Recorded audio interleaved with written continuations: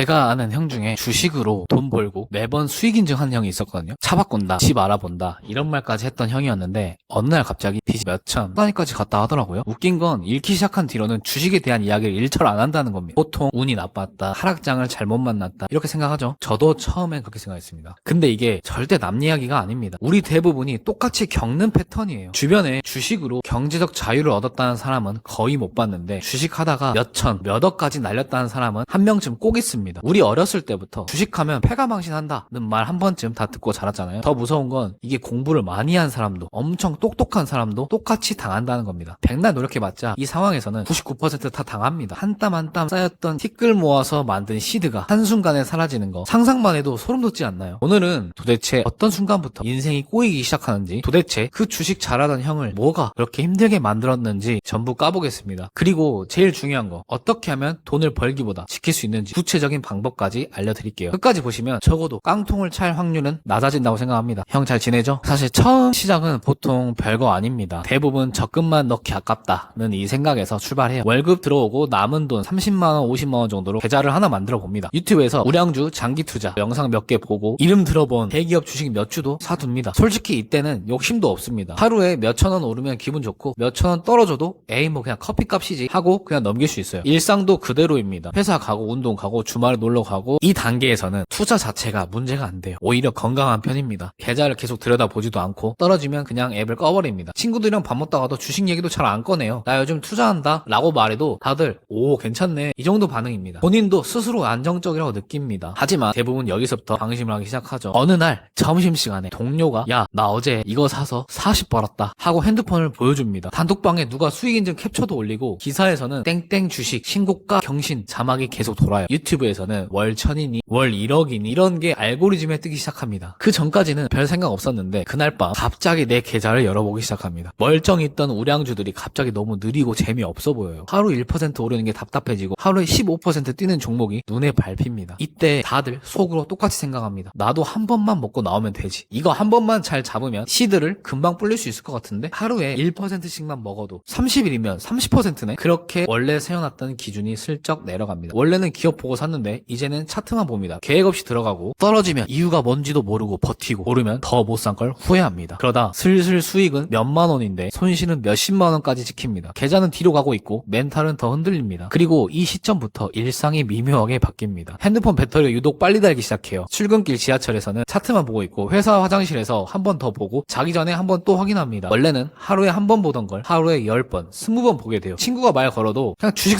생각뿐입니다. 슬슬 중독되기 시작하는 거죠. 아직 큰 돈은 이런 건 아니지만 속으론 이미 기준이 무너지고 있습니다. 원래는 천천히 모으자였는데 어느 순간 왜 나는 이 속도지? 로 바뀝니다. 남이 번 돈이 내 돈처럼 느껴지고 남의 수익이 내 손실처럼 느껴지기 시작해요. 배 아파 죽겠습니다. 이 단계의 무서운 점은 통장 잔고가 아니라 생각하는 방식이 변했다는 걸 본인만 잘 모른다는 겁니다. 주식이라는 게 항상 오르지만은 않습니다. 조정이 오고 하락이 옵니다. 그리고 이때 갈림길이 옵니다. 계좌가 마이너스 3%, 마이너스 5% 찍을 때는 에이 뭐 그럴 수 있지 하고 넘겼거든요. 마이너스 10%까지도 버틸만 해요. 근데 마이너스 15%, 마이너스 20%, 마이너스 30% 찍히는 순간 머릿속이 살짝 어지러워집니다. 더 떨어질까 공포감에 무서워서 손절하기 시작합니다. 손실이 커지면서 조금씩 부담되기 시작합니다. 그 전까지는 돈을 불리기 위해 투자했는데 그때부터는 원금을 복구하는 것이 간절한 목표가 됩니다. 조금만 반등 나오면 정리해야지. 이번 달 안에만 원금 맞추자. 아 내가 단타 테마주 하나 보자. 이번에만 벗어나 보자. 이 생각이 하루 종일 머릿속을 맴돕니다. 이때 슬슬 이런 생각이 들죠. 아 이거 원금 복구하려면 20%씩은 먹어야 할 것 같은데. 그리고 이때 처음으로 스쳐 지나가는 단어가 있습니다. 바로 대출, 비투죠. 일단 바로 실행하진 않습니다. 대신 검색을 해봐요. 마이너스 통장, 금리, 비투 후기, 신용대출 한도 조회, 신용미수 하는 법 조회만 해보는 거죠. 대출 광고가 뜨기 시작하면 괜히 한 번 더 스릴쩍 보게 되고 유튜브에서 레버리지로 1억 만든 방법 같은 영상이 눈에 들어옵니다. 예전에는 아 저거 다 사기야 하고 넘겼을 영상인데 이제는 어느덧 끝까지 보게 돼요. 머릿속에서는 이미 계산이 끝나 있습니다. 이자 한 달에 이 정도면 할만한데? 이때부터 뭔가에 홀린 듯 빚은 위험이 아니라 기회처럼 보이기 시작합니다. 이미 바뀐 지 오래죠. 잃지 말아야지가 아니라 빨리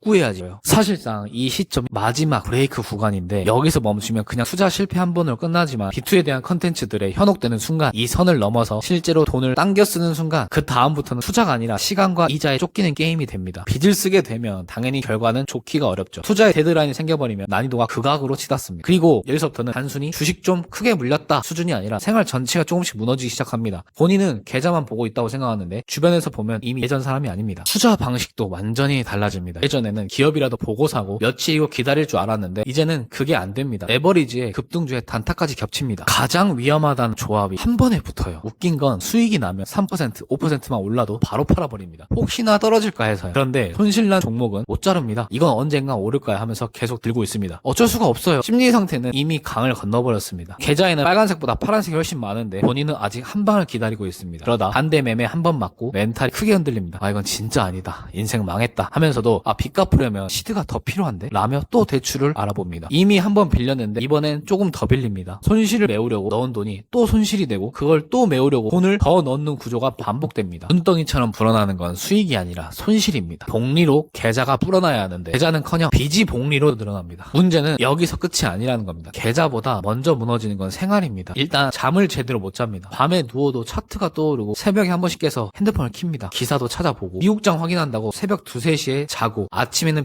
비몽사몽으로 출근합니다. 회사에서는 집중이 안 됩니다. 모니터는 켜져 있는데 머릿속은 온통 종목 생각입니다. 건강도 이제 조금씩 티가 납니다. 속이 자주 더부룩하고 커피는 늘어나고 운동은 안 합니다. 주말에 쉬어야 하는데 쉬지를 못합니다. 스트레스를 온전히 받아내기 때문에 삶이 피폐해집니다. 쉬는 날일수록 오히려 맛이 가요. 사람들도 하나둘씩 멀어집니다. 친구가 만나자고 하면 요즘 바빠 라고 미룹니다. 막상 바쁜 것도 아닌데 마음이 없습니다. 만나도 대화가 잘 안 됩니다. 빚 생각에 자존감도 떨어지고 사람을 만날 수가 없죠. 하루 루틴이 완전히 바뀝니다. 하루에 눈 뜨자마자 계좌 확인하고 점심 먹으면서 계좌 확인하고 퇴근길에 계좌 확인하고 자기 전에 계좌 확인하고 하루 종일 시세만 확인합니다. 이 단계에서 사람들이 착각하는 게 하나가 있는데 지금은 돈만 복구하면 다 돌아올 거야. 그런데 실제로 돌아오지 않은 게 더 많습니다. 진짜 손실은 계좌에 찍힌 금액이 아니라 잠을 못 자는 거, 잠도 잃고요, 놓친 인간관계, 망가진 건강, 일에 집중 못한 몇 달, 그리고 예민해져 있는 정신 상태입니다. 돈은 다시 벌 수 있지만 이 시기에 잃은 시간과 컨디션, 멘탈은 생각보다 오래갑니다. 그래서 이 구간이 무서운 겁니다. 주식이 문제가 아니라 삶의 중심이 통째로 바뀌기 시작해요. 그리고 이 단계가 오면 돈에 대한 감각이 약간 이상해집니다. 화면 속 숫자가 현실이랑 분리되기 시작하는데 예전에는 5만원만 떨어져도 하루 종일 생각나고 기분이 안 좋았거든요. 이제는 마이너스 50만원, 마이너스 100만원, 마이너스 몇 천만원 찍혀도 잠깐 멍해져 있다가 다시 차트를 봅니다. 그런데 현실에서는 편의점에서 1,500원짜리 음료를 살까 말까 고민도 하고 택시비, 교통비 아끼려고 좀 더 걸어가고 그렇습니다. 생활비 몇만 원은 예민하게 들면서 투자에는 수십만 원이 왔다 갔다 수백만 원이 왔다 갔다 하는 건 무덤덤해집니다. 수익이 나도 별로 감흥도 없죠. 예를 들어서 500만 원, 1000만 원 벌어도 그닥 기쁘지가 않습니다. 와 대박 터졌네? 가 아니라 와씨 이제 본전이네. 아 본전 아직 멀었네. 라는 생각이 먼저 들죠. 이미 예전에 잃은 돈이 기준이 되어버려서 지금 손에 들어온 돈이 돈처럼 느껴지지가 않습니다. 그래서 멈추질 못해요. 수익이 나도 더 넣고 잃어도 더 넣습니다. 잃으면 복구하려고 넣고 벌면 더 벌 수 있을 것 같아서 더 넣습니다. 결국 상황이 이렇게 됩니다. 잃어도 문제, 벌어도 문제. 돈이 생활비나 저축이 아니라 그냥 오르는 숫자, 떨어지는 숫자로 보이기 시작합니다. 그리고 마지막 단계가 오죠. 여기서는 선택이